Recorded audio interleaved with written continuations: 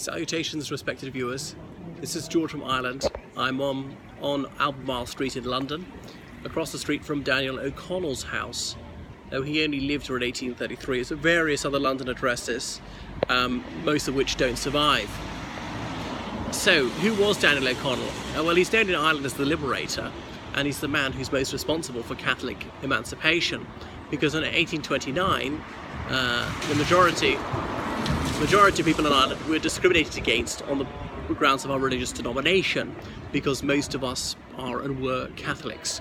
And there are various oaths that people had to take to become member of Parliament or hold other public offices, which required a person to abjure Roman Catholicism. These oaths were intended to be incompatible with Catholicism.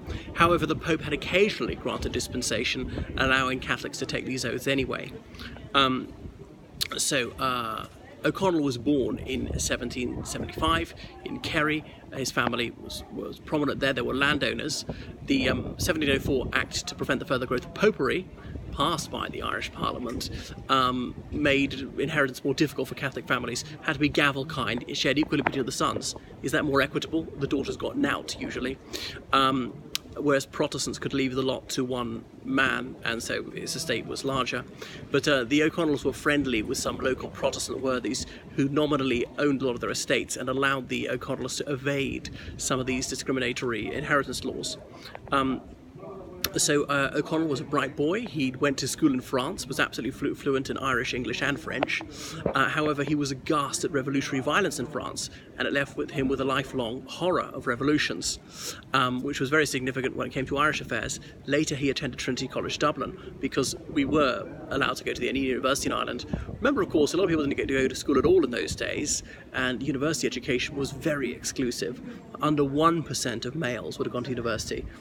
No universities for women, not till the 1850s. Anyhow, so O'Connell, he was called to the bar.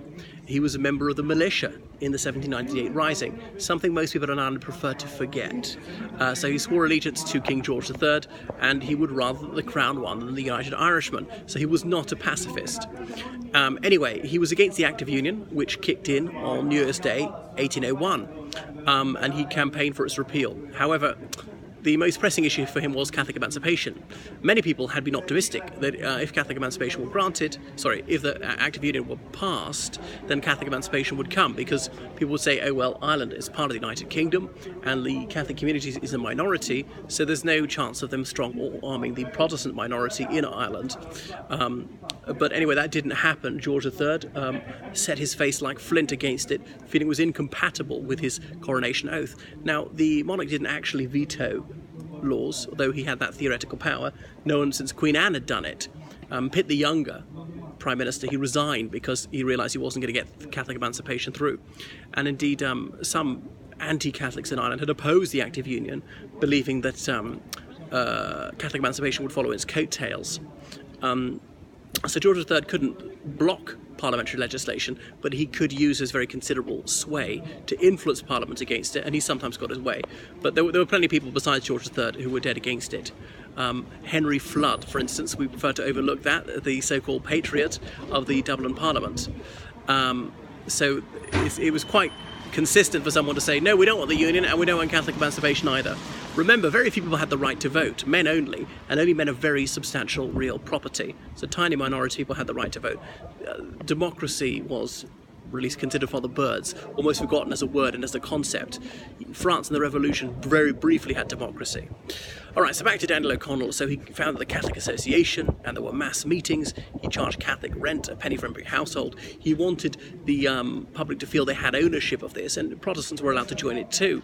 And huge meetings, and the government was eventually cowed by these demonstrations. People talked about a rent strike. Remember, the 1820s was a time of great disorder in Great Britain as well. Build up to the Great Reform Act, many people thought there would be a revolution.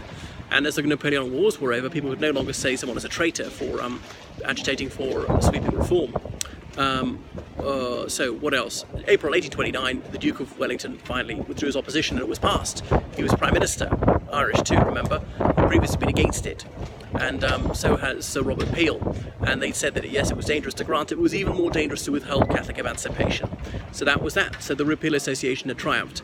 Leading up to this, he'd stood in the Clare by-election, Daniel O'Connell, against William Vesey Fitzgerald.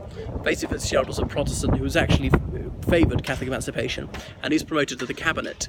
Right up until about the First World War, if somebody was promoted to the cabinet, he had to offer himself for election again to his constituents.